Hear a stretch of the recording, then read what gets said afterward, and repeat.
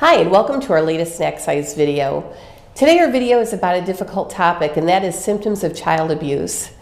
I just really would like for everyone to be aware of what the different symptoms are of when a child is being abused, physically, sexually, emotionally, and even symptoms of child neglect. So we're going to go through those real quickly, and then we're going to talk just very briefly about what to do if you suspect that a child is being abused.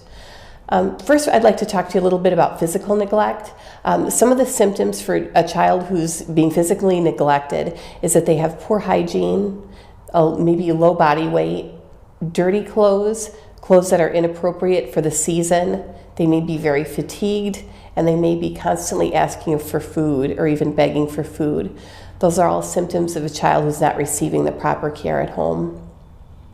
Some symptoms of a child who's being physically abused is that they have unexplained injuries, typically on the torso. You know, a child who's got bruises on knees or legs or elbows, that's pretty typical for a child who's just running around and bumping into things. But if they have bruising on their torso, that's a little bit more of a concern.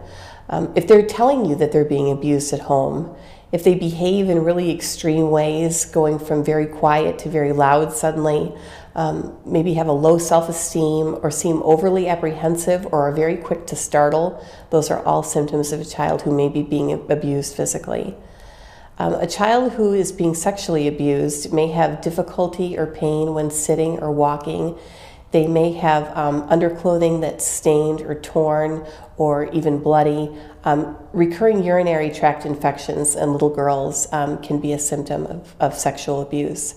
Sexual acting out or behaving cruelly to animals are some real red flags. And even if they're drawing pictures of people where you can see their genitals pretty clearly, that is a red flag as well. And finally, some symptoms of emotional abuse are children who are just unable to trust, who seem withdrawn or very anxious or fearful. Maybe they have developmental lags or have a hard time forming positive relationships.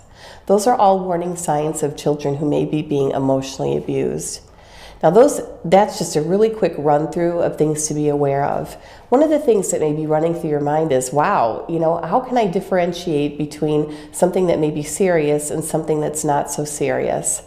One thing that I'd really like to encourage you in is that if you feel you feel like you've got a reasonable cause to be concerned, or something just doesn't feel right in your gut, report it. It's better to report something and have it turn out to be nothing than to hesitate in reporting and have a child who lingers in an abusive situation. It's just simply terrible.